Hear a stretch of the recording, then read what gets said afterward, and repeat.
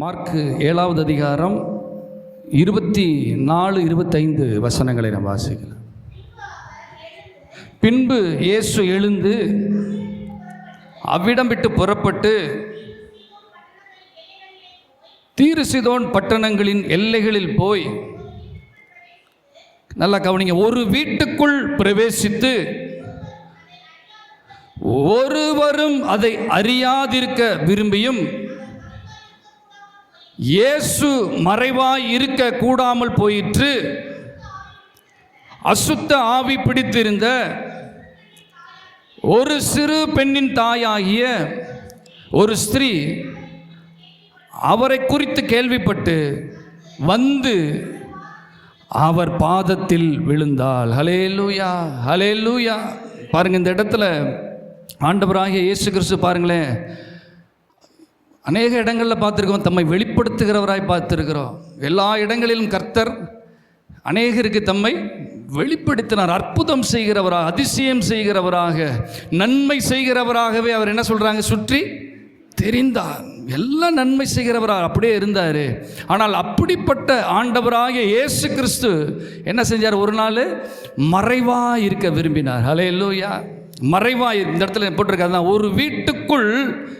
ஒரு வீட்டுக்குள் பிரவேசித்து ஒருவரும் அதை அறியாதிருக்க விரும்பியும் அவர் மறைவாக இருக்க கூடாமல் போயிற்று. ஹல்லேலூயா. இதுதான் ஆண்டவராக இயேசு கிறிஸ்து. ஹல்லேலூயா. எத்தனை பேர் ஆமீன் என்று சொல்றீங்க? அவர் மறைவாக இருக்கணும்னு நினைச்சாலும் அந்த வீட்டுக்குள்ளே இருந்தாருன்னா கர்த்தர் நிச்சயம் வெளிப்படுவார். ஹல்லேலூயா. அதை யாராலையும் தடுக்க முடியாது. ஆண்டவராகிய இயேசு கிறிஸ்து என்ன செய்கிறாரு, மறைவாக இருக்க விரும்புகிறார். ஆனாலும் அது கூடாமல் போயிற்று. அவராலே தடுக்க முடியல. இயேசுவாலே என்ன செய்ய முடியல, தடுக்க முடியல. யாராலையும் தடுக்க முடியல. அந்த இயேசு அந்த வீட்டுக்குள்ள இருக்கிறார் என்று கேள்விப்பட்டு என்ன செய்கிறாங்க, ஓடி வருகிறார்கள். ஹல்லேலூயா. அந்த இடத்துல எப்படி அந்த அம்மா கேள்விப்பட்டாங்க தெரியல. இந்த காலத்தில் செல்ஃபோன் இருக்கு, மெசேஜ் உடனே அனுப்பிச்சிடலாம். ஏசு அங்கே போயிட்டுருக்காரு, ஏசு இங்கே வந்துட்டுருக்காரு, இங்கே போயிருக்காரு, அங்கே இருக்கிறாருன்னு சொல்லிடலாம். டெக்னாலஜி அவ்வளோ வளர்ந்துருச்சு. ஆனால் அந்த காலத்தில் எதுவுமே இல்லாத காலத்தில் மறைவாக இருக்க உள்ளே போய் உட்காந்துருக்கிறார். ரெஸ்ட் எடுக்கணும், சாப்பிட்டுட்டு கொஞ்சம் நேரம் ரெஸ்ட் எடுப்போம், தூங்குவோம், நாளைக்கு போய் ஊழியத்தை செய்வோம்ட்டு கொஞ்சம் நேரம் ரெஸ்ட் எடுக்கிறார். ஆனால் அந்த இடத்தையும் கண்டுபிடித்து என்ன செய்கிறாங்க, அசுத்த ஆவி பிடித்திருந்த ஒரு சிறு பெண்ணின் தாயாகிய ஒரு ஸ்திரீ அவரை குறித்து கேள்விப்பட்டு, இதுதான் முக்கியம், அவரை குறித்து கேள்விப்பட்டு வந்து அவர் பாதத்தில் விழுந்தாள். ஹல்லேலூயா. இன்றைக்கு நம்முடைய வீட்லேயும் சரி, நம்முடைய சபைகளையும் சரி, இயேசு இருந்தாருன்னா யாருமே அதை மறைக்கவே முடியாது. ஹல்லேலூயா. வர நன்மைகளாலும் சரி, வருகிற ஆசீர்வாதங்களாலும் சரி, எதுவுமே தடைப்படாது, எல்லாம் அப்படியே நிறைவேறும். அதுதான் இயேசுவின் பெரிய மகிமையான காரியங்கள். அதுதான் மத்தேயு பாருங்களேன், 5வது அதிகாரம் 14வது வசனத்தை நாம் வாசிக்கலாம். பாருங்க, நீங்கள் உலகத்துக்கு வெளிச்சமாக இருக்கிறீர்கள். இயேசு என்ற மலையின் மேல் இருக்கிற பட்டணம் மறைந்திருக்கவே மாட்டாது. ஹல்லேலூயா. மலை மேல் இருக்கிற பட்டணம் என்ன செய்யாதா? நம்மளா இயேசு என்ற கண்மலையின் மேல் கட்டப்பட்ட பட்டணங்கள். ஹல்லேலூயா. நம்முடைய வீடும் சரி, நம் சபையும் சரி, இயேசு என்ற கண்மலையின் மேலே ஸ்தாபிக்கப்பட்டவர்கள். அதனால் ஆண்டவர் சொல்றாரு, நீங்கள் மறைக்கப்பட்டே இருக்கக்கூடாதே. எப்படி நீங்கள் மறைவாக இருக்க முடியும்? உங்கள் வெளிச்சத்தின் இடத்திற்கு ஆட்கள் வருவாங்களே என்று கர்த்தர் சொல்கிறார். ஹல்லேலூயா. பாருங்க, ஏசாயா 60வது அதிகாரம் 3, 4, 5 வசனங்களை நாம் வாசிக்கலாம். பாருங்க, அந்த இயேசு என்ற வெளிச்சத்தின் இடத்திற்கு ஜாதிகளும் ஒளியின் இடத்திற்கு ராஜாக்களும் கடந்து வருவார்கள். நீ ஒன்னே ஒன்று மட்டும் செய், சுற்றிலும் உன் கண்களை ஏறெடுத்து சுத்திப்பார். அவர்கள் எல்லோரும் ஏகமாய் கூடி உன்னிடத்திற்கு வருகிறார்கள். உன் குமாரர் தூரத்திலிருந்து வந்து உன் குமாரத்திகள் உன் பக்கத்திலே வளர்க்கப்படுவார்கள். அப்பொழுது நீ அதை கண்டு ஓடி வருவாய். உன் இருதயம் அதிசயப்பட்டு என்ன செய்யுமாம், பூரிக்கும். கடற்கரையின் திரளான கூட்டம் உன் வசமாக திரும்பும். ஜாதிகளின் பலத்த சேனை உன்னிடத்திற்கு வரும். ஹல்லேலூயா, ஹல்லேலூயா. எத்தனை பேருக்கு சந்தோஷமாக இருக்கிறது? அதுதான் ஆண்டவருடைய வெளிச்சம். ஆண்டவர் நமக்குள்ளே இருக்குதாருன்னா நம்மை தேடி ஜனங்கள் வருவாங்க, நம்ம வீட்டை தேடி ஜனங்கள் வருவாங்க, நம் சபையை தேடி ஆட்கள் வந்து சேருவாங்க. ஹல்லேலூயா. அந்த ஒன்றுக்கு தான் நம்ம போராடணும். இயேசு என் வீட்டுக்குள்ளே இருக்கணும், இயேசு என் உள்ளத்தில் இருக்கணும், இயேசு என் சபைக்குள்ளே ஸ்தாபிக்கப்படணும் என்ற அந்த முயற்சி நமக்குள்ளே இருக்குமானால் எல்லாம் தானாய் நடக்கும். ஹல்லேலூயா. எல்லாம் பக்காவாக நடக்கும். எதுக்காக நம்ம போய் ஒன்று செய்ய தேவையில்லை. எல்லாம் வசனம் அதுதான் சொல்லுது. உன் வெளிச்சத்தின் இடத்திற்கு ஜாதிகளும் உதிக்கிற உன் ஒளியின் இடத்திற்கு என்ன வருமாம்? ராஜாக்களும் வருவார்கள். ஹல்லேலூயா. அப்படிப்பட்ட காரியங்கள் நடக்குது. பாருங்களேன், ஒரு சம்பவத்தை வாசிக்கலாம். மார்க்கு 2வது அதிகாரம்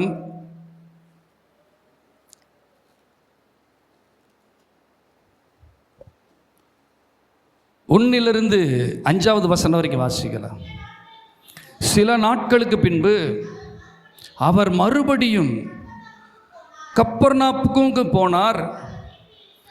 பாருங்க, இதுதான் முக்கியம். இயேசு வீட்டில் இருக்கிறார் என்று ஜனங்கள் கேள்விப்பட்டு உடனே வாசலுக்கு முன்னும் நிற்க இடம் போதாதபடிக்கு அநேகர் கூடி வந்தார்கள்.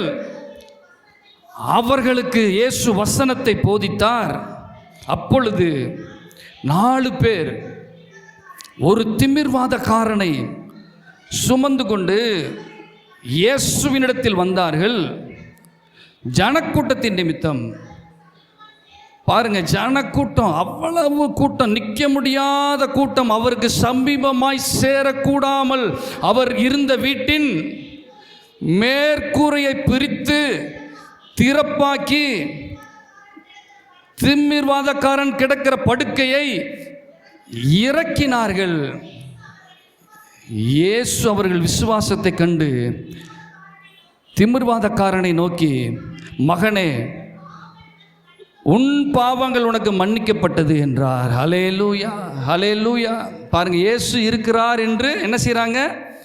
வீட்டில் இருக்கிறார் என்று ஜனங்கள் கேள்விப்பட்டு அந்த இடத்துல வசனம் சொல்லுது, உடனே வாசலுக்கு முன்னும் நிற்க இடம் போகாதபடி அநேகர் கூடி வந்தார்கள். வசனத்தை கர்த்தர் போதித்தார். ஹல்லேலூயா. கேள்விப்பட்ட மாத்திரத்தில் அந்த இடம் என்ன ஆகுது?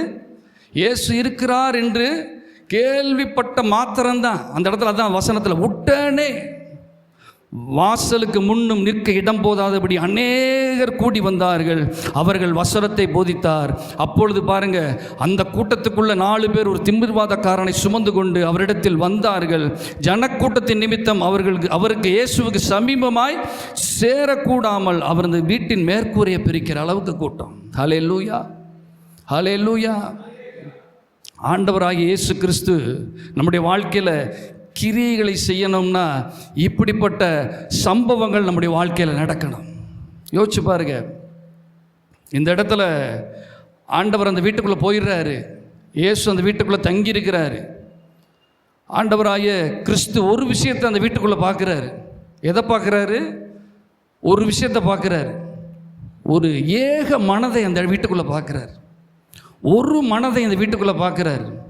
ஒரு ஏக சிந்தையை பார்க்குறாரு இந்த வீட்டுக்குள்ளே. ஒருவரை ஒருவர் நேசிக்கிற ஒரு இருதயத்தை இந்த வீட்டுக்குள்ளே இயேசு பார்க்குறார். ஹல்லேலூயா. யோசிச்சு பாருங்க, அந்த வீட்டுக்காரர் சம்மதிக்கலாட்டி, ஏசப்பா, இப்போ நம்மளால இருந்து என்ன சொல்லியிருப்போம்? உங்களுக்கு மட்டும்தான் அலௌடு உள்ளுக்குள்ளே, மற்ற யாரும் உள்ளுக்குள்ளே வந்துடக்கூடாது. வந்து வீட்டை அழுக்காக்கி வச்சுட்டு போயிடுவாங்க, ஒன்றும் செய்ய முடியாது. திருப்பி இதை பூரா யார் சுத்தம் பண்ணுறது? நீங்கள் நம்மளாக இருந்தோம்னா அதுதான் செஞ்சுருப்போம். ஒருத்தரையும் வெளியே வருவார் பாரு, உள்ளே வராது. ஆனால் இந்த வீட்டை பாருங்களேன், இந்த வீட்டை பாருங்களேன், இந்த வீட்டுக்குள்ளே அந்த வீட்டு உரிமையாளர் எல்லாத்தையும் உள்ளே விட்டுட்டார். ஜாதி பார்க்கல, ஏழை பணக்காரன் பார்க்கல, ஆண் பெண்ணு பார்க்கல, சண்டைக்காரன் உறவுக்காரன் எதையும் பார்க்கல, வெளியூர்காரன் மொழி தெரிஞ்சவன் எந்த நோயாளி எதையும் பார்க்கல, எல்லாரையும் அந்த வீட்டுக்குள்ளே அனுமதித்தான் அந்த வீட்டுக்காரர். ஹல்லேலூயா. இதைத்தான் ஆண்டவர் பார்த்தார். இந்த ஒரு மனதை ஆண்டவர் அமர்ந்து அப்படியே பார்த்துக்கிட்டு இருக்கிறார். ஹல்லேலூயா. அந்த இடத்துல பார்த்தீங்கன்னா ஒரு அன்பு நிரம்பி வழிகிறது அந்த வீட்டுக்குள்ளே. ஹல்லேலூயா. எப்படி அந்த தெருவில் ஒரு சண்டைக்காரன் இருந்திருப்பார் யோசிச்சு பாருங்க. தெருவுக்கு நமக்கு சண்டைக்காரன் எப்படி இருப்பான்? அப்போ அவனு வந்து இயேசு உள்ளே இருக்கிற அற்புதம் செஞ்சுக்கிறான், அவனு வரேன், சரி வா போ உள்ளே போன்ற இந்த ஒரு மனதை தான் பார்க்குறாரு. பார்த்தீங்கன்னா நாங்கள் ஒரு தடவை நம்ம சர்ச்சிலேருந்து கேரள் ரவுண்டு போயிட்டோம். போனால் அந்த வீட்டில் போய் நாங்கள் சொல்லிக்கிட்டு பார்த்து உட்காருங்கப்பா, எல்லாம் கவனமாக உட்காருங்க, பூரா கொஞ்சம் ஹெவி வெயிட்டான ஆளுகளாக போகிறோம். இப்போ போய் என்ன செய்கிற ஒரு ஸ்டீல் கட்டிலில் போய் நறுக்குன்னு எல்லோரும் உக்காண்டாங்க. ஸ்டீல் கட்டில் பார்த்தா நடுவில் பார்த்தீங்கன்னா அப்படியே கோடு போட்ட மாதிரி அப்படியே வளைஞ்சு உள்ளே போய் உட்காந்துருச்சு. எப்படி இருக்கு யோசிச்சு பாருங்க. கேரளுக்கு வந்த கொடுமையாப்பா இது, உங்களை வீட்டுக்குள்ளே விட்டதுக்கு. நாங்கள் என்ன நினச்சோம், சரி அவர் அந்த பிரதர் வந்து பார்த்தீங்களா, பார்த்து பரவாயில்ல ஒன்றும் பிரச்சனை இல்லை, நான் பார்த்துக்கிறேன், இது என்ன சரி நம்ம பிள்ளைங்க தானே உட்காந்துட்டாங்க பரவாயில்ல அப்படின்னு சொல்லியிருக்கலாம். இப்படி நடக்கும் நான் எதிர்பார்க்கவே இல்லை. இப்படி வந்து நான் பாருங்கள் எத்தனை வருஷமாக வச்சுருந்த என்னுடைய ஸ்டீல் கட்டில் உடச்சி தள்ளிட்டு போயிட்டாங்க.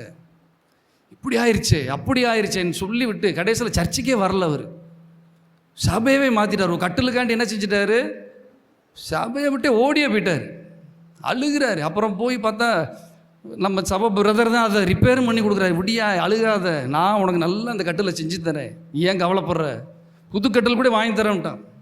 அந்த கட்டில் தான் எனக்கு வேணும்ன்றார்.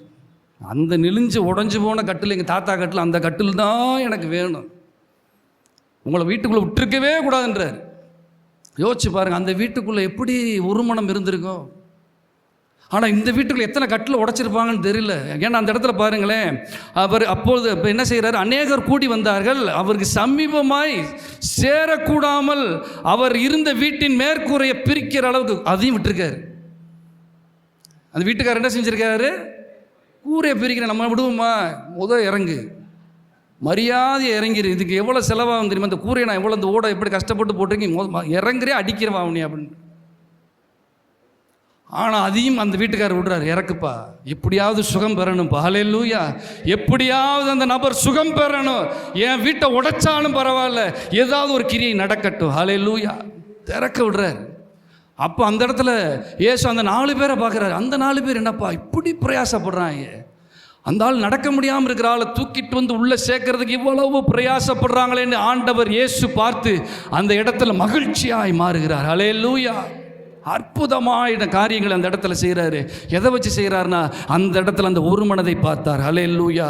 அந்த இடத்துல அந்த விட்டு கொடுத்தலை பார்த்தார். ஒருவரை ஒருவர் நேசிக்கிற அந்த கிரியை அந்த இடத்துல பார்த்தாரு.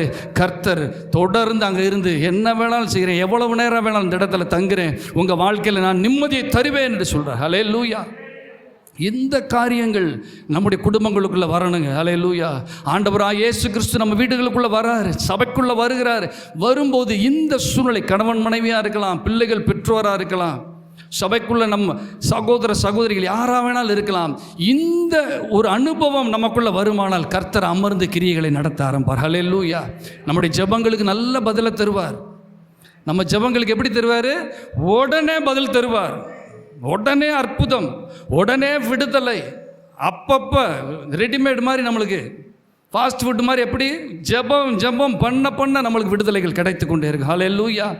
கர்த்தர் அப்படிப்பட்டவரை செய்கிறவராக இருக்கிறார். ஆனால் அந்த இடத்துல அந்த ஒரு மனதை பார்த்த தேவன் பார்த்தீங்கன்னா ரொம்ப மெச்சிக்கொள்கிறார். அந்த இடத்துல ரொம்ப சந்தோஷப்படுகிறார். பாருங்களேன், வாசிங்களேன், மத்தேயு 18வது அதிகாரம் 19-20 நாம் வாசிக்கலாம். அல்லாமலும் உங்களில் 2 பேர் தாங்கள் வேண்டிக் கொள்ள போகிற எந்த காரியத்தை குறித்தாலும், பாருங்க அதை நல்லா நோட் பண்ணணும், இந்த காரியம் தான் அந்த காரியம் தான் சொல்லல. ஆண்டவர் என்ன சொல்றாரு, எந்த காரியத்தை குறித்தாலும் பூமியிலே நீங்கள் ஒருமனப்பட்டு இருந்தால் பரலோகத்தில் இருக்கிற என் பிதாவினால் உங்களுக்கு என்ன செய்யப்படும், உண்டாகும் என்று உங்களுக்கு சொல்லுகிறேன். ஏனெனில் 2 பேராவது 3 பேராவது என் நாமத்தினாலே எங்கே கூடுகிறீர்களோ அங்கே அவர்கள் நடுவிலே இருக்கிறேன் என்றார். ஹல்லேலூயா. ஹல்லேலூயா. இது தாங்க ரகசியம். இன்றைக்கு நம்ம அநேக காரியங்களை குறித்து கலங்கி கொண்டிருக்கிறோம். அநேக காரியங்களில் விடுதலை இல்லை, அநேக குடும்பங்களுக்குள்ள ஆசீர்வாதங்கள் இல்லை, அநேக சபைகளுக்குள்ள வளர்ச்சி இல்லை. எதனால் அப்படின்னா இந்த ஒரு மனதைத்தான் கர்த்தர் விரும்புகிறார். ஹல்லேலூயா. இந்த ஒரு மனதின் ஆவியை தான் கர்த்தர் விரும்புகிறார். சொல்கிறாரு, அந்த 2 பேர் 3 பேரை என் நாமத்தில் கூடினீங்கன்னா நான் நடுவில் வந்து உடனே நிற்பேன். ஹல்லேலூயா. எதை கேட்டாலும் அந்த இடத்துல தான் சொல்கிறார், நீங்கள் ஒருமனப்பட்டு எதை கேட்டாலும் அதை நான் செய்வேன் என்று சொல்கிறார். ஹல்லேலூயா. பாருங்களேன், அப்போஸ்தலர் நாட்களில் பாருங்களேன், அப்போஸ்தலர் 2வது அதிகாரம், அப்போஸ்தலர் 2வது அதிகாரம் 46, 47 வசனம் பாருங்க. அந்த சபையில், ஆதி சபையில் அவர்கள் ஒருமனப்பட்டவர்களாய் தேவாலயத்திலே அனுதினமும் தரித்திருந்து வீடுகள் தோறும் அப்பம் பிட்டு மகிழ்ச்சியோடும் கபடமில்லாத இருதயத்தோடும் போஜனம் பண்ணி தேவனை துதித்து ஜனங்கள் எல்லாரிடத்திலும் தயவு பெற்றிருந்தார்கள். ரட்சிக்கப்படுகிறவர்களை கர்த்தர் அனுதினமும் சபையிலே சேர்த்து கொண்டே வந்தார். ஒரு அல்லேலூயா சொல்லலாமா? அல்லேலூயா. ரட்சிக்கப்படுறவங்க, அதுதான் முக்கியம். சும்மா வந்து எனக்கு அது கிடைக்கும் இது கிடைக்கும் ஏதாவது ஆண்டவர் செய்வார்ன்ற ஆட்கள் கிடையாது. ரட்சிக்கப்படுகிறவர்களை அனுதினமும் கர்த்தர் சபையிலே சேர்த்து கொண்டு வந்தார். ஹல்லேலூயா.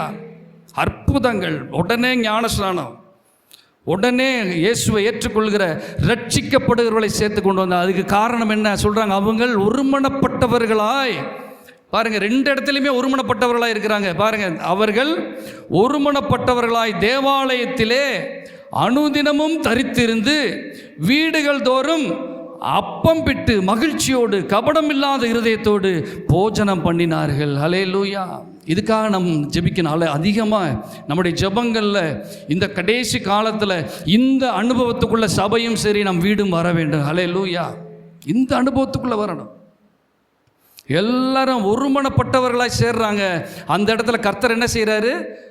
சபையில் ஆளில் சேர்க்கிறார். வீடுகள் தோறும் ஒருமனப்படுறாங்க, அப்பம் பிக்கிறாங்க, எல்லாம் செய்கிறாங்க. ஆனால் கர்த்தர் அனுதினமும் டெய்லிங்க எப்படி இருக்கும் யோசிச்சு பாருங்க. டெய்லி சபைக்கு ஆள் வந்தால் எப்படி இருக்கும்? எவ்வளோ சந்தோஷமாக இருக்கும். இது நடந்திருக்கா இல்லை சும்மா பொய்யா? நடந்திருக்கு. நடந்த விஷயம், உண்மைக்கு நடந்த ஒரு விஷயம். அனுதினமும் சபையிலே சேர்த்து கொண்டு வந்தார். ஹல்லேலூயா. இதுக்கு நம்ம போராடணும், இதுக்கு நம்ம அதிகமாக ஜெபிக்கணும், இதுக்கு நம்மளுடைய எல்லா காரியங்களையும் தியாகம் பண்ணணும், இதுக்காக நம்முடைய சூழ்நிலைகளை விட்டு கொடுக்கணும், நம்முடைய கௌரவங்களை விட்டு கொடுக்கணும், நம்முடைய எது மேன்மை எது பெருமை என்று நினைக்கிறோமோ எல்லாத்தையும் விட்டு கொடுத்து நம்மை தாழ்த்தும் போது இந்த ஒரு மனம் நம் வீட்டுக்குள்ளேயும் சபைக்குள்ளேயும் வந்து சேரும். ஹல்லேலூயா. நிச்சயமாய் வரும். பாருங்க, இன்னொரு இடத்துல வாசிங்களேன். அப்போஸ்தலர் 4வது அதிகாரம் 30-32.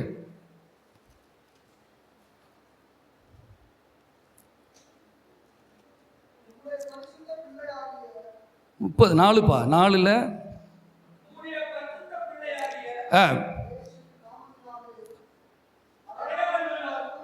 பாருங்களேன். சபை ஜனங்கள், சபை பாருங்களேன், குடும்பங்கள் எப்படி ஜெபிக்கிறாங்க? உம்முடைய பரிசுத்த பிள்ளையாகிய இயேசுவின் நாமத்தினாலே. எதுக்கு ஜெபிக்கிறான்னு பாருங்க. ஒரு மனமா அடையாளங்களாலும் அற்புதங்களும் நடக்கும்படி செய்து நோயாளிகளை குணமாக்கும்படி உங்க கரத்தை நீங்க நீட்டுங்க. உங்க ஊழியக்காரர்கள் உங்க வசனத்தை முழு தைரியத்தோடும் சொல்லும்படி அவர்களுக்கு அனுக்கிரகம் செய்க தகப்பனே என்று ஜெபிக்கிறாங்க. அவர்கள் அப்படி ஜெபம் பண்ணின போது அவர்கள் கூடி இருந்த இடம் அசைந்தது. ஹல்லேலூயா. அவங்க அசையலை. இங்கே பாருங்க, நல்லா கவனிங்க. மனுஷங்க ஜெபம் பண்ணவங்க யாரும் அசையவே இல்லை, ஆனால் இடம் அசைஞ்சது. ஹல்லேலூயா. இடம் அசையணும். ஹல்லேலூயா. ஜெபிக்கும் போது அந்த ஒரு மனம் இருக்கும்போது நம் கூடி இருக்கிற இடம் அசையும். ஹல்லேலூயா. கட்டுகள் நீங்கும், தடைகள் நீங்கும், போராட்டங்கள் விலகும். அடுத்து வாசிங்க, அப்படியே வாசிங்க. அவர்கள், பாருங்க இதுதான் முக்கியம், அவர்கள் எல்லாரும் பரிசுத்த ஆவியினால் நிரப்பப்பட்டு தேவ வசனத்தை தைரியமாய் சொன்னார்கள். விசுவாசிகளாகிய திரளான கூட்டத்தார் ஒரே இருதயமும் ஒரே மனமும் உள்ளவர்களாய் இருந்தார்கள். ஒருவனாகிலும் தனக்குள்ளவைகள் ஒன்றையும் தன்னுடையதென்று சொல்லவில்லை, சகலமும் அவர்களுக்கு பொதுவாக இருந்தது. ஹல்லேலூயா, ஹல்லேலூயா. நம்ம கூடி இருக்கிற இடம் அசையணும் அப்படின்னோம்னா அந்த இடத்துல போட்டிருக்கு விசுவாசிகளாகிய எத்தனை பேர் போட்டிருக்கு? திரளான கூட்டம்னா எண்ணிக்கை கடங்காத கூட்டம் போட்டிருக்கு. ஹல்லேலூயா. எப்படிங்க அது சாத்தியமாச்சு? விசுவாசிகளாகிய திரளான கூட்டத்தார் எப்படி இருக்கிறாங்க? ஒரே இருதயமும் ஒரே மனமும் உள்ளவர்களாக இருந்தார்கள். ஹல்லேலூயா, ஹல்லேலூயா. இதுதான் அற்புதத்துக்கு அந்த இடத்துல பாருங்க, அவங்க ஜெபிச்ச ஜெபங்கள் என்னன்னு பாருங்களேன். என்ன ஜெபிச்சாங்க? எங்க சபையில் அற்புதம் நடக்கணும், எங்க சபையில் அதிசயம் குணமாகணும், எங்க ஊழியக்காரங்க நல்லா பிரகாசிக்கணும், வசனத்தை தைரியமா சொல்லணும்னு ஜெபிச்சாங்க. கர்த்தர் அந்த ஜெபத்தை கேட்டார். ஹல்லேலூயா. பாருங்க 12வது வசனம், அதிலே 5:12 வாசிங்க. அப்போஸ்தலர் 5:12. இந்த ஜெபத்துக்கு அப்புறம் சொல்றாரு, அப்போஸ்தலருடைய கையினாலே அநேக அடையாளங்களும் அற்புதங்களும் ஜனங்களுக்குள்ளே செய்யப்பட்டது. எல்லாரும் ஒருமனப்பட்டு சாலமோனுடைய மண்டபத்தில் இருந்தார்கள். மற்றவர்கள தேவையில்லாத ஆட்கள் ஒருவரும் அந்த ஒருமனப்பட்டவருடைய சேர துணியவே இல்லை. ஆகிலும் ஜனங்கள் இந்த உலகம் அவர்களை மேன்மைப்படுத்தி கொண்டே இருந்தார்கள். கரங்களை தட்டி மகிமைப்படுத்தலாம். ஹல்லேலூயா. இதுதான் ஒரு மனத்தின் வல்லமை. பாருங்க, ஆனாலும் தேவையில்லாத ஆளுக உள்ள வரல. ஜனங்கள் அந்த ஒருமனப்பட்டவர்களை பார்த்து மேன்மை பாராட்டி கொண்டே இருந்தார்கள். ஹல்லேலூயா. இதுதாங்க அற்புதம். இந்த காரியங்கள் நம் குடும்பத்திற்குள்ள இருக்குமானால், இந்த காரியம் நம் சபைக்குள்ள இருக்குமானால் பாருங்களேன், நமக்கு வருகிற ஆசீர்வாதத்தை யாரும் தடையே செய்ய முடியாது. நமக்கு வருக வேண்டிய நன்மைகளை ஒருத்தரும் தடை செய்ய முடியாது. வளர்ச்சியை யாரும் தடுக்க முடியாது. அது அபரிவிதமாய் வளர்ந்து கொண்டே போகும். ஹல்லேலூயா. அற்புதமாய் நடக்கும். இந்த அன்பு தான் பார்த்தீங்கன்னா, இந்த ஒருமனத்தை தான் ஆண்டவர் சொல்றாரு அன்புன்னு சொல்றாரு. ஹல்லேலூயா. இந்த நேசத்தை தான் ஆண்டவர் சொல்றாரு அன்புன்னு சொல்றாரு. இதைத்தான் எங்கே சொல்றாருன்னா, வெளிப்படுத்தல் 2வது அதிகாரத்தை நம்ம எடுப்போம். வெளிப்படுத்தல் 2வது அதிகாரம்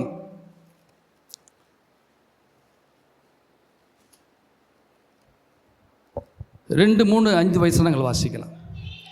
பாருங்க, வெளிப்படுத்தல் 5 பாருங்க, எபேசு சபைக்கு சொல்றார், உன் கிரியைகளையும் உன்னுடைய முயற்சிகளையும் உன்னுடைய பொறுமை, நீ பொல்லாதவர்களை சமிக்க கூடாமல் இருக்கிறதையும் அப்போஸ்தலர் அல்லாதவர்களை சொல்லுகிறதை நீ அழகா சோதித்து அவங்களை கள்ளத்திற்கதரிசி என்று நீ கண்டறிகிறதையும், நீ உன் வாழ்க்கையில் எவ்வளவோ பாடுகளை சகித்து கொண்டிருக்கிறதையும், நீ உன் வாழ்க்கையில் பொறுமையாக இருக்கிறதையும், என் நாமத்தின் நிமித்தம் இளைப்படையாமல் பிரயாசப்படுற அனுதினமும் எனக்காக நீ பிரயாசப்படுகிறதை அறிந்து இருக்கிறேன். ஆனாலும் நீ ஆதியில் கொண்டிருந்த அன்பை விட்டாய் என்று உன் பேரில் எனக்கு குறை உண்டு. அந்த ஆதி அன்பு இதுதாங்க. ஹல்லேலூயா. ஆதி முதல் சபை எப்போ அப்போஸ்தலரில் வருதில்ல, அதுதான் முதல் சபை. ஹல்லேலூயா. புதிய ஏற்பாட்டு முதல் சபை அந்த சபை. அந்த சபையிலிருந்த ஒரு மனதை நாட்கள் செல்ல செல்ல செல்ல செல்ல வீடுகளுக்குள்ள இருந்த ஒரு மனதை நாட்கள் போக போக போக தேவன் பார்க்கல. அதைத்தான் இந்த இடத்துல எபேசு சபைக்கு சொல்றாரு, ஆனாலும் நீ எல்லாம் செய்கிறப்பா, நல்லதுப்பா, பொறுமையாக இருக்கிற, உன் பிரயாசத்தை பார்க்குறேன், உன்னுடைய சகிப்புத்தன்மையை பார்க்குறேன், கள்ளத்தீர்க்கதரிசிகள் யார் என்று கண்டுபிடிக்கிறத நான் பார்க்குறேன், நீ சகல துன்பங்களையும் எனக்காக சகித்து சிலுவை சுமந்து கொண்டிருக்கிறத நான் பார்க்குறேன், எல்லா பொறுமையும் நான் பார்க்குறேன், என் நாமத்தின் நிமித்தம் இளைப்படையாமல் ஊழியம் செய்கிறதையும் நான் பார்க்குறேன். ஆனாலும் ஆதியில் கொண்டிருந்த அன்பை நீ விட்டுட்ட. ஹல்லேலூயா. அந்த ஒரு மனதை நீங்கள் விட்டுட்டீங்களே, சபைக்குள்ள வீடுகளுக்குள்ள அந்த ஒரு மனதை விட்டுட்டீங்களே, அந்த ஏக சிந்தையை விட்டுட்டீங்களே, ஒன்றாய் இணைந்த ஆத்துமாக்களாய் என்னுடைய சந்தோஷத்தை நிறைவாக்குங்கள் சொன்னேனே விட்டுட்டீங்களேன்னு சொல்லிட்டு சொல்கிற. ஆகையால் 5வது வசனம் வாசி. சபையே, நீ இந்த நிலைமையிலிருந்து விழுந்தாய் என்பதை நினைத்து மனம் திரும்பி அந்த சபையில் எப்படி ஒரு மனமாக இருந்தாங்களோ ஆதியில் செய்த கிரியைகளை செய்வாயாக. இல்லாவிட்டால் நான் சீக்கிரமாய் உன்னிடத்தில் வந்து நீ மனம் திரும்பாத பட்சத்தில் உன் விளக்குத்தண்டை அதனிடத்திலிருந்து நீக்கி விடுவேன். ஹல்லேலூயா, ஹல்லேலூயா. ஆண்டவர் இந்த காரியத்தை அதிகமாய் விரும்புகிறார். பாருங்களேன், அந்த ஆதி சபையில் பார்த்தீங்கன்னா அவ்வளவு அற்புதங்கள்ங்க. பார்த்தீங்கன்னா சபையை துன்புறுத்துறாரு. யார் துன்புறுத்துறா? அந்த ஆதி சபையை துன்புறுத்தினது யாரு? சவுல் துன்புறுத்துறாரு. ஜனங்கள் ஜெபிக்கிறாங்க, ஒரு மனமாக ஜெபிக்கிறாங்க. ஆண்டவர் அவரை சந்திக்கிறார். ஹல்லேலூயா. ஆண்டவர் பார்த்து கேட்குறாரு, முள்ளில் உதைக்கிறது உனக்கு கடினமா இல்லையான்னு கேட்குறாரு. இன்னைக்கு நம்ம தேசத்தில் அப்படிப்பட்ட அற்புதம் நடக்கணும். ஹல்லேலூயா. சந்திக்கணும். சடுதியில் தேவன் நம்ம யாருக்காக ஜெபிக்கிறோமோ, யார் இந்த கிறிஸ்தவ ஜனங்களை எதிர்க்கிறார்களோ அவர்களை சந்திக்கத்தக்கதான வல்லமை புறப்பட்டு செல்ல வேண்டும். ஹல்லேலூயா. ஆதி சபையில் நடந்துச்சு, ஆனால் இந்த சபையில் நடக்கலையே. இப்போ நம்ம என்ன ஜெபிச்சுக்கிட்டு இருக்கோம்? அதெல்லாம் விட்டுட்டு நீங்கள் சந்திங்கப்பான்னு சொல்லாமல் அவர் மோசையாக மாற்றுங்கப்பான்னுக்கிட்டு இருக்கோம். அவர் என்ன செஞ்சுக்கிட்டு இருக்கிறோம்? மோசையாக மாற்றுங்கப்பா, அவரை எலியாவாக மாற்றுங்கப்பா அப்படின்னு ஜெபிச்சுக்கிட்டு இருக்கிறோம். ஆனால் இங்கே என்ன செய்கிறாரு? சந்திக்கிறார். முள்ளில் உதைக்கிறது உனக்கு கடினமாக இல்லையான்றார். ஹல்லேலூயா.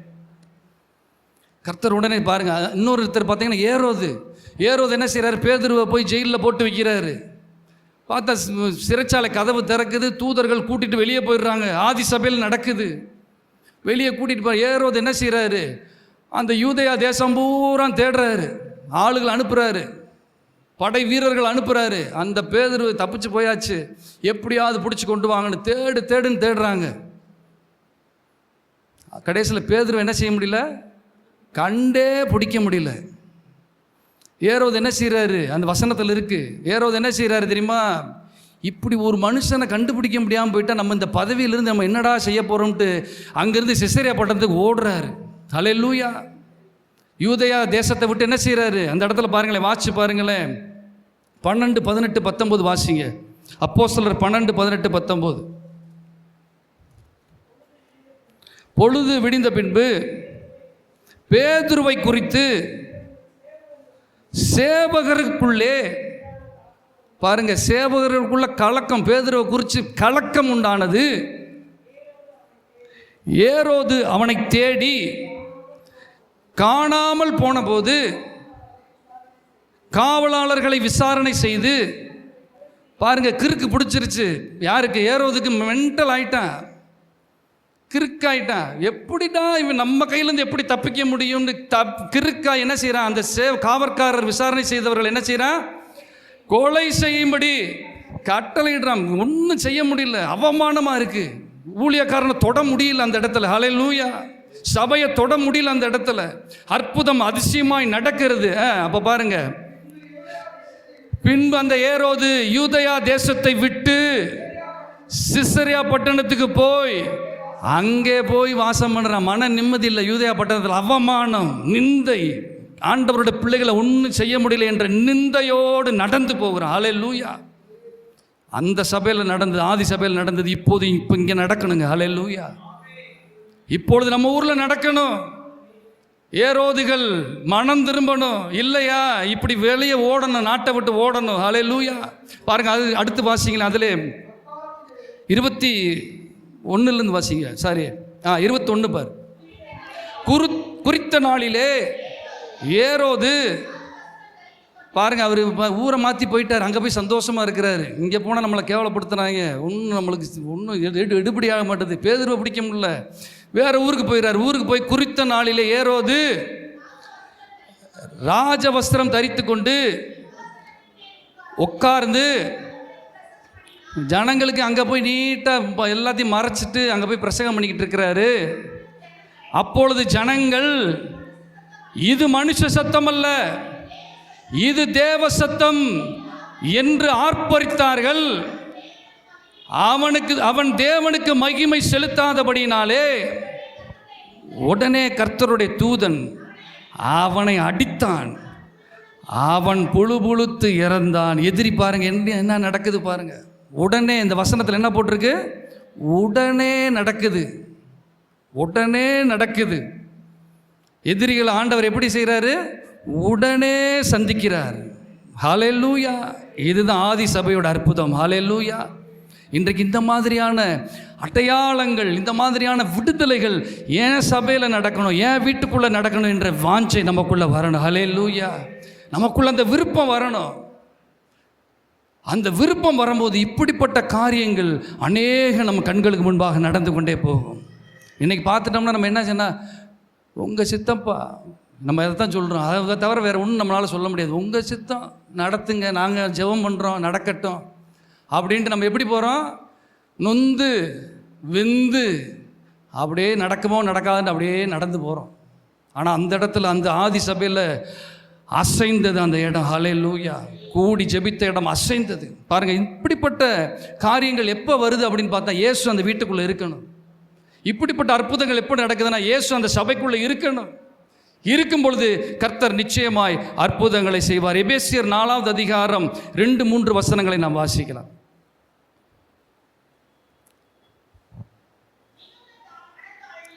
அதனால் இந்த ஒரு மனம் வரணும்னா கர்த்தர் சொல்லுகிறார், மிகுந்த மனத்தாழ்மையிலும் சாந்தமும் நீடிய பொறுமையும் உடையவர்களாய் அன்பினால், பாருங்க என்ன சொல்றாரு, அன்பினால் ஒருவரை ஒருவர் தாங்கி சமாதானம் என்ற கயரை கொண்டு வந்து என்ன செய்யணுமா, கட்டி ஆவியின் ஒருமையை காத்துக்கொள்வதற்கு ஜாக்கிரதையாயிருங்கள். ஹல்லேலூயா! இன்றைக்கு இதுதான் முக்கியம். ஒரு குடும்பத்திற்கு யார் சமாதானத்தை கொண்டு வரணும், அவங்க தான் பொறுப்பெடுத்து நடத்தணும். ஒரு சபைக்கு யார் அந்த சபைக்கு சமாதானத்தை கொடுக்கணுமோ அவங்க முன்னின்று முதல் வரணும். நம்ம செஞ்சு ஒன்றும் பிரயோஜனம் கிடையாது, நம்ம போராடி ஒன்றும் கிடையாது. அந்த பாரம் அந்த சமாதான கட்டினால் கட்ட வேண்டிய ஆள் கட்டி அதை கொண்டு வர வேண்டியும். ஹல்லேலூயா! ஒரு குடும்பத்தில் கணவன் மனைவி இருக்கிறாங்கன்னா யார் அதற்கு பொறுப்போ அவங்க முன்னிருந்து சொல்கிறார். ஆண்டவர் சொல்கிறார், மிகுந்த மனத்தாழ்மை வேணும். மனத்தாழ்மை மட்டும் போடலை, இந்த இடத்துல என்ன சொல்லியிருக்கு, மிகுந்த மனத்தாழ்மையோடும் சாந்தமும் நீடிய பொறுமை உடையவர்களாய் அன்பிலே ஒருவரை தாங்க வேண்டும். ஹல்லேலூயா! அநேக இந்த வார்த்தை பூராமே ரொம்ப ஹெவியாக போட்டிருக்கிறார். மிகுந்த மனத்தாழ்மை. தாழ்மை கஷ்டம், மனத்தாழ்மை அதை காட்டில் கொஞ்சம் கஷ்டம். இப்போ அதுக்கு அடுத்த லெவலில் போயிருக்காரு. எப்படி போட்டிருக்கிறாரு, மிகுந்த மனத்தாழ்மை. அப்போ இந்த மிகுந்த மனத்தாழ்மை வர்றதற்கு நம் போராட வேண்டும், குடும்பங்கள் போராட வேண்டும். இன்றைக்கி பார்த்தீங்கன்னா ஒரு சில குடும்பங்களில் நாங்கள் பார்க்குறோம், கணவன் மனைவி இருக்கிறாங்க, விளையாட்டு போல் பேசுகிறாங்க, ஒருத்தரை கேலி பண்ணி பேசிக்கிறாங்க, ஒருத்தரை தாக்குறாங்க வார்த்தைகளால். ஆனால் விளையாட்டு போல் இருக்குது. ஆனால் அவங்க உள்ளத்துக்குள்ளே எப்படி இருக்குது, கசப்புகள் இருக்குது, அவங்க உள்ளத்துக்குள்ளே வேதனைகள் இருக்குது. ஒருத்தர் பிடிக்கலை, கணவன் மனைவியாக இருக்கிறாங்க, ஆனாலும் ஒருத்தரை நேசிக்க முடியாத காரியத்தில் அவங்க என்ன செய்கிறாங்க, வார்த்தைகளால் போரிட்டு கொள்கிறாங்க. ஒரு சில இன்னொருத்தங்களாக இருக்கிறாங்க, எப்படின்னா வீட்டுக்காரர் அவருன்னு ஆரம்பிப்பாங்க, அவர் அப்படின்னு அந்த கதையை சொல்ல பேர் அடுத்து வரும், அதுன்னு வரும். அடுத்து பார்த்தீங்கன்னா அவன் அடுத்து பல்ல கடிச்சு 2 கெட்ட வார்த்தையை சொல்லி அவர் வீட்டுக்காரர் தானா அப்படின்னு டவுட் ஆயிரும். இவர் வீட்டுக்காரரா இல்லை மகனா இல்லை பக்கத்து வீட்டுக்காரரா, அவ்வளோ டவுட் ஆயிரும். பார்த்தீங்கன்னா 2 பேரும் ஆனால் சேர்ந்து தான் பைக்கில் போவாங்க, எல்லா இடத்துக்கும், எல்லா விசேஷத்துக்கும் சேர்ந்து தான் போவாங்க, கோயிலுக்கு சேர்ந்து தான் வருவாங்க, எல்லாம் சேர்ந்தே எல்லாம் நடக்கும். ஆனால் 2 பேரும் ஒருத்தர் என்ன செய்ய மாட்டாங்க, மதிக்கவே மாட்டாங்க. அப்போ ஆண்டவர் அந்த வீட்டுக்குள்ளே எப்படி இருப்பார், இருக்கவே மாட்டார். அதனால தான் இந்த இடத்துல சொல்கிறார், சமாதான கட்டினால் ஆவியின் அந்த ஒருமையை காத்து கொள்வதற்கு சபை எப்படி இருக்கணுமா, ஜாக்கிரதையாக இருக்கணும். என்னால் 10 பேருக்கு ஜெபிக்கிறோம், என்னால் ஒரு சமாதானம் கெட்டக்கூடாது. அதுக்காக நான் இழந்தாலும் இழந்துட்டு போகிறேன், அதுக்காக என்னை விட்டு கொடுக்குறேன், ஒன்றும் பிரச்சனை கிடையாது. என்னால் நான் இந்த கேள்வி கேட்கிறனால இந்த சமாதானம் தொலைஞ்சிடக்கூடாது என்று நாம் சிந்திக்கும் பொழுது, என்னால் என் குடும்பத்துக்குள்ள சமாதானம் தொலைஞ்சிடக்கூடாது என்று சிந்திக்கும் போது கர்த்தர் சொல்லுகிறார், உங்கள் நடுவில் நான் இருக்கிறேன். ஹல்லேலூயா. உங்கள் நடுவில் நான் இருக்கிறேன், உங்களுக்கு அற்புதம் செய்யும். பாருங்களேன், பிலிப்பியர் 2வது அதிகாரம் 2-5 வரைக்கும் வாசிக்கலாம். நீங்கள் ஏக சிந்தையும் ஏக அன்பு உள்ளவர்களாய் இருந்து இசைந்த ஆத்துமாக்களாய் ஒன்றையே, அந்த ஒரு மனம் அன்பு என்ற ஒன்றையே சிந்தித்து என் சந்தோஷத்தை நிறைவாக்குங்கள். ஹல்லேலூயா. கர்த்தருக்கு அதுதான் சந்தோஷம். ஹல்லேலூயா. என் சந்தோஷத்தை நிறைவாக்குங்கள், ஒன்றையும் வாதினாலாவது வீண் பெருமையினாலாவது செய்யாமல் மனத்தாழ்மையிலே ஒருவரை ஒருவர் தங்களிலும் மேன்மை உள்ளவர்களாக எண்ண கடவீர்கள். அவனவன் தனக்கானவை அல்ல, மற்றவங்களுக்காகவே வாழணும். ஹல்லேலூயா. மற்றவங்க புண்பற்றக்கூடாது, மற்றவங்க துக்கப்பற்றக்கூடாது, சபைக்கு வர்றவங்க என்னால் நின்றக்கூடாது, என் வீட்டுக்குள்ளே சமாதானம் கெட்டக்கூடாது, என் குடும்பத்துக்குள்ளே என்னுடைய சுயத்தினாலே ஒரு சமாதானம் கெடக்கூடாது என்று சொல்கிறார். அவனவன் தனக்கானவை அல்ல, தான் நியாயம். இன்னைக்கு அதுதான் பெருசு. ஏன் நியாயம், ஏன் நீதி, எனக்கு நன்மை நடக்கணும், நான் அவமானப்பட்டேன், நான் இந்த கேள்வியை கேட்டே தீர்வேன் என்று சொல்கிறார். அதுதான் சொல்கிறாரு, அவன் தனக்கானவை அல்ல பிறருக்கானவைகளே நோக்குவானாக, கிறிஸ்து இயேசுவில் இருந்த சிந்தையை உங்களில் இருக்க கடவுது என்று கர்த்தர் சொல்கிறார். ஹல்லேலூயா. இந்த சிந்தைக்காக நம்முடைய ஜெபங்கள், நம் சபைகள் இனி வரும் காலத்தில், கடைசி காலத்தை பற்றி பேசுகிறோம், வருகை குறித்து பேசுகிறோம், எல்லாத்த குறித்து பேசுகிறோம். இந்த விஷயத்தை அதிகமாய் முன்னெடுத்து செல்கிறோம். நம்ம இந்த விஷயத்துக்காக அநேக பிரயாசங்களை படணும், விட்டு கொடுக்கணும். விட்டு கொடுக்கும் போது கர்த்தர் சொல்லுகிறார், அந்த ஒரு மனதை நான் அந்த இடத்துல பார்க்குறேன், உங்களை ஆசீர்வதிக்கிறேன் என்று சொல்கிறார். ஹல்லேலூயா. பிரசங்கி 4வது அதிகாரம் 9 நாம் வாசிக்கலாம். பிரசங்கி 4வது அதிகாரம்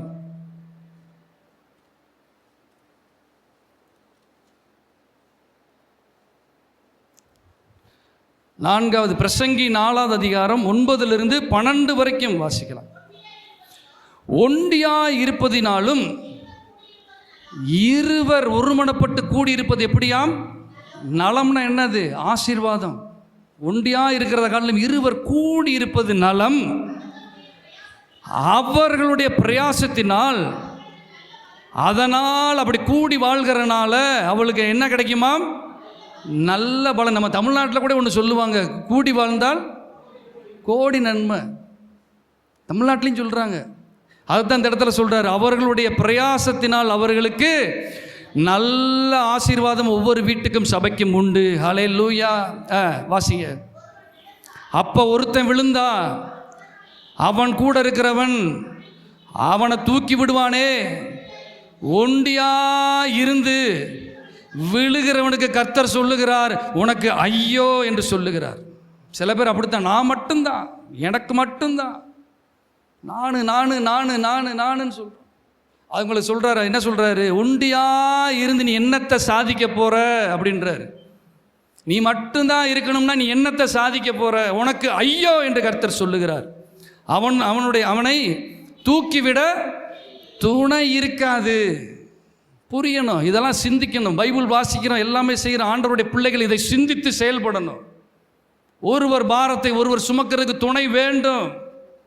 எல்லாத்தையும் விட்டுட்டு நான் மட்டும் நான் எனக்கு அறிவு இருக்குது, எனக்கு திறமை இருக்குது, எனக்கு நல்ல படிப்பு இருக்குது, எனக்கு நல்ல ஐடியாலாம் இருக்குது, நான் நல்லா வந்துடுவேன் அப்படின்னு சொன்னோம்னா கர்த்தர் சொல்லுகிறார், உனக்கு ஐயோ, முடியாதுன்றார். கூடி வாழ்ந்தாதான் உனக்கு கோடி நன்மை. அடுத்து வாசிங்க. 2 பேராய் படுத்து கொண்டிருந்தால் அவர்களுக்கு சூடு உண்டாகும். ஒத்தவனாய் இருக்கிறவனுக்கு என்ன வராது? சூடு உண்டாவது எப்படி? ஒருவனை யாதும் ஒருவன் மேற்கொள்ள, பாருங்க, எதிரி ஒருத்தனை, 2 பேர்த்துல ஒருத்தனை மேற்கொள்ள வந்தால் இருவரும் அவனுக்கு எதிர் நிற்கலாம்.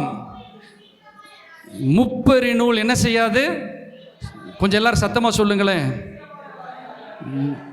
அப்படின்னா என்ன அர்த்தம்? எத்தனை நூல் இந்த இடத்துல சொல்கிறாரு? முப்பரி நூல். எத்தனை நூல்? தமிழ் தானே, சும்மா சொல்லுங்கள், தைரியமாக சொல்லுங்கள். இங்கே உடனே கிளாஸை விட்டு வெளியே போங்க, கையை தூக்கிட்டு வெளியில் இல்லைங்க, முட்டிக்கால் போடுங்கன்னு யாரும் சொல்ல போகிறாங்க? யாரையும் சொல்ல மாட்டாங்க. 2ன்னு கூட சொல்லுங்கள், 4ன்னு கூட சொல்லுங்கள், 5ன்னு கூட சொல்லுங்கள். யாரும் ஒன்றும் செய்ய. எத்தனை நூல் போட்டிருக்கீங்க? ஆனால் எத்தனை பேர் அங்கே சேர்ந்துருக்கிறாங்க? 2 பேர் தான் சேர்ந்துருக்கிறாங்க. அப்போனா 2 பிரி நூல் தானே இருக்கணும். 2 பேர் சேர்ந்துருக்கிறாங்க. அப்போ இந்த இடத்துல அவர் பக்தன் எப்படி எழுதியிருக்கணும்? 2 பிரி நூல் என்ன செய்யாது? அப்போ 3வது ஒரு நூல், அதுதான் ஆண்டவராக இயேசு கிறிஸ்து. ஹல்லேலூயா. 3வது நூலாய் அவர் வந்து நிற்கிறார். 2 நூல் ஒருமனப்பட்டால் 3வது ஒரு நூலாய் அவர் இருக்கிறார். சொல்றாரு, முப்பரி நூல் அருந்து போகவே போகாது. ஹல்லேலூயா. அற்புதம் நடக்கும். இப்போ நம்ம ஒருமனப்படும் போது 3வது ஆளாய் அவர் இணைந்து கொள்ளுகிறார் இயேசு. ஹல்லேலூயா. பிரசன்னம், அவருடைய மகிமை, அவருடைய கரம் நம்மோடு இருக்கிறது. அதைத்தான் இந்த இடத்துல போடுறாரு. முப்பரி நூல் சீக்கிரத்தில் அந்தே போகாது. ஹல்லேலூயா. அதனால் இந்த காரியங்களுக்காக நம்முடைய இந்த கடைசி காலங்களில் குடும்பத்தில் கணவன் மனைவி இந்த 2 பேர் எப்படி ஒற்றுமையாக இருக்கிறோம் அவங்கள போல இருக்கணும். சகோதர சகோதரிகள் அப்படி இருக்கணும். பிள்ளைகள் பெற்றோர் அப்படி இருக்கணும். இன்றைக்கி அது இல்லை. நான் நினச்சது சாதிக்கணும், நீங்கள் அது கிடையாது. இந்த சிந்தை கிடையாது. நான் ஒன்று நினச்சிட்டேன், இது நடந்தே தீரணும் என்று ஓடிக்கொண்டிருக்கிறார்கள். கர்த்தர் சொல்லுகிறார், உனக்கு ஐயோ. அதனால் இந்த காலங்களிலே இப்படிப்பட்ட காரியங்களுக்காக நம்ம அதிகமாக நம் சபை ஜெபிக்க வேண்டும். ஆண்டவர் சொல்கிறார், நீங்கள் இசைந்த ஆத்துமாக்களாக இருக்கும்போது தினமும் சபைக்குள்ள ஆட்களை நான் சேர்ப்பேன். அவர் சேர்ப்பார், நம்ம ஒன்றுமே செய்ய வேணாம். ஒரு மனதோடு இந்த இடத்துல ஜெபிச்சா போதும். பேதுருவை சிறைச்சாலை விட்டு வெளியே கொண்டு வராரு. ஏரோதனால கண்டுபிடிக்க முடியாமல் போகுது. அற்புதங்கள் அற்புதங்கள் அதிசயங்கள் ஆச்சரியமாய் நடக்கிறது. சபையார் அந்த இடத்துல போட்டிருக்கு, ஊக்கமாய் ஜெபித்தார்கள். அந்த ஊக்கமான ஜெபம் பேதுருவை வெளியே கொண்டு வந்தது. ஹல்லேலூயா. அந்த ஊக்கம் எதை சொல்கிறாரு? அந்த ஒரு மனதை தான் சொல்கிறார். ஊக்கம்னா உடனே நம்ம என்ன நினைக்கிறோம்? சத்தமாக பூரா நீ கத்து நான் கத்து, ஏன் சத்தம் பெருசா ஓன் சத்தம் பெருசான்னு பார்க்கலாங்க. ஊக்கம்னு அதை சொல்லலை. நம்ம ஊக்கமான ஜெபம்னு என்ன செய்வோம்? கத்துற கத்த கேட்டுக்கங்க, அப்படி ஓடும் ஜெபம். அதை ஊக்கமான ஜெபம் என்று சொல்லலை. ஒரு மனமாய் ஊக்கப்பட்டு எல்லாரும் ஒன்று சேர்ந்து ஜெபித்தார்கள். ஹல்லேலூயா. அந்த ஜெபத்தினாலே அங்கே தூதனுக்கு ஆண்டவர் கட்டளையிடுகிறார். சிறைச்சாலை கதவுகள் திறக்கிறது. பேதுரு வெளியே வரார். ஏரோதனால ஒன்றும் செய்ய முடியல, வெட்கப்பட்டு போகிறான். ஹல்லேலூயா. இந்த அற்புதங்கள் நம்முடைய வாழ்க்கையில், நம் எதிரிகளுக்கு இந்த அற்புதம் நம் குடும்ப வாழ்க்கையில் நடக்கணுமா? சபையின் வாழ்க்கையில் நடக்கணுமா? குடும்பம் ஒன்றுபட வேண்டும். ஹல்லேலூயா. ஒருமனப்படும் போது நிச்சயமாய் கர்த்தர் அற்புதங்களை செய்வார். இந்த விஷயம் பாருங்க, இன்னும் ஒரே ஒரு வசனத்தை நாம் வாசி முடிக்கலாம். சங்கீதம் 133 1 3 வரைக்கும் நாம் வாசிக்கலாம்.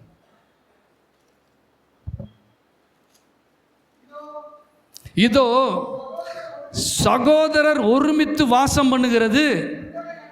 பாருங்க, சகோதரர் ஒருமித்து வாசம் பண்ணுகிறது எத்தனை நன்மையும் எத்தனை, பாருங்க, அத்தனை ஆசீர்வாதத்தை ஆண்டவர் கொடுக்கிறார். ஹல்லேலூயா. எத்தனை இன்பமும் எத்தனை நன்மையுமா இருக்கிறது. அது ஆரோனுடைய சிரசின் மேல் ஊற்றப்பட்டு அவனுடைய தாடியிலே வடிகிறதும் அவனுடைய அங்கிகளின் மேல் இறங்குகிறதுமான நல்ல தைலத்திற்கும் எர்மோன் மேலும் சியோன் பர்வதங்கள் மேலும் இறங்குகின்ற அந்த பனிக்கு ஒப்பா இருக்கிறது. அந்த இடத்துல என்றென்றைக்கும் ஆசீர்வாதத்தையும் ஜீவனையும் கட்டளையிடுவார். கரங்களை தட்டி கர்த்தரை மகிமைப்படுத்தலாம். அந்த இடத்துல அங்கே கர்த்தர் என்றைக்கும் ஆசீர்வாதத்தையும் ஜீவனையும் கட்டளையிடுகிறார். ஹல்லேலூயா. நிரந்தரம் ஸ்டாண்டர்டாக வச்சிடுறாரு. பெர்மனண்டான ஆசீர்வாதத்தை அந்த இடத்துல ஃபிட் பண்ணிடுறாரு. இன்னைக்கு ஆசீர்வாதம் நாளைக்கு கிடையாது, நாளை கழிச்சு ஆசீர்வாதம் அடுத்த நாள் கிடையாதுன்னு கிடையாது. கர்த்தர் சொல்லுவார், அங்கே கர்த்தர் என்றைக்கும் ஆசீர்வாதத்தையும் ஜீவனையும் கட்டளையிடுகிறார். கண்களை மூடி நாம் ஜெபிக்கலாம். ஸ்தோத்திரம். ஹல்லேலூயா. ஸ்தோத்திர ராஜா, உம்மை துதிக்கிறோம்ப்பா. ஆண்டவரே, இந்த நல்ல வார்த்தைகளை எங்களுக்கு தந்ததுக்காக உமக்கு நன்றி ராஜா. ஆண்டவரே, இனி வரும் நாட்களிலே எங்கள் சபையில் இப்படிப்பட்ட ஜெபங்கள், இப்படிப்பட்ட வாஞ்சைகள், எங்கள் குடும்பங்களுக்குள்ள இப்படிப்பட்ட விருப்பங்கள் நீங்கள் சொல்லியிருக்கிறீங்கப்பா. அங்கே கர்த்தருடைய ஆசீர்வாதம் என்றைக்கும் தங்கும், ஜீவனை கட்டளிடுவேன் என்று சொன்னீங்களே, உமக்கு நன்றி ராஜா. ஹல்லேலூயா. எல்லாரும் அப்படியே கர்த்தரை துதிப்போம். ஆமென். ஜீசஸ். ஹல்லேலூயா. ஆமென். ஹல்லேலூயா. ஹல்லேலூயா. சர்வ வல்லமை உள்ள பிதாவே, உம்முடைய பரிசுத்த நாமத்தை தொழுது ஆராதிக்கிறோம். ஒரு மனமாய் கூடுகிற இடத்துல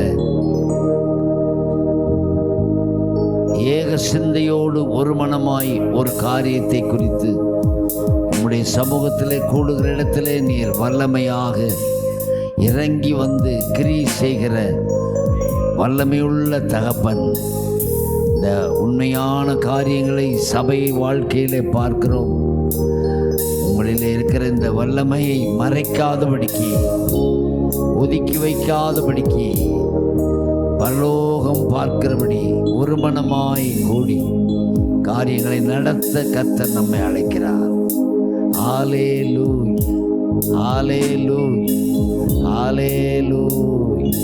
இயேசுவின் நாமத்தினாலே நாங்கள் இந்த காரியங்களை திட்டமாய் விசாரித்து ஒரு மனமாய் இதை கண்டு காரியங்கள் இவ்விதமாக நடக்கிறது என்று அறிந்து சந்தோஷமாய் உம்மை துதிக்கிறோம். எங்கள் ஊழியங்களிலே, எங்களுடைய வீடுகளிலே நாங்கள் என்ன செய்தாலும் இந்த ஒரு மனதை தாழ்மையோடு காத்துக்கொள்ள, மிகுந்த மனத்தாழ்மையோடு வரவழைத்து கொள்ள கர்த்தர் எங்களுக்கு கிருபை செய்வாராக. வேண்டாத சிந்தைகள், வேண்டாத வாக்குவாதங்கள், தர்க்கங்கள், பிரிவினைகள் ஒன்றும் வேண்டாம். எல்லாம் விலகி போவதாக எங்களை தாழ்த்தி உம்முடைய சமூகத்திலே ஒப்படைக்கிறோம். ஆண்டவர் இயேசு கிறிஸ்துவின் பரிசுத்த நாமம் மகிமையடையும்படி கர்த்தர் பெரிய காரியங்களை செய்ய வேண்டுமாய் ஜெபிக்கிறோம். இயேசுவின் நாமத்தில் ஜெபிக்கிறோம் நல்ல பிதாவே. ஆமேன். ஆமேன்.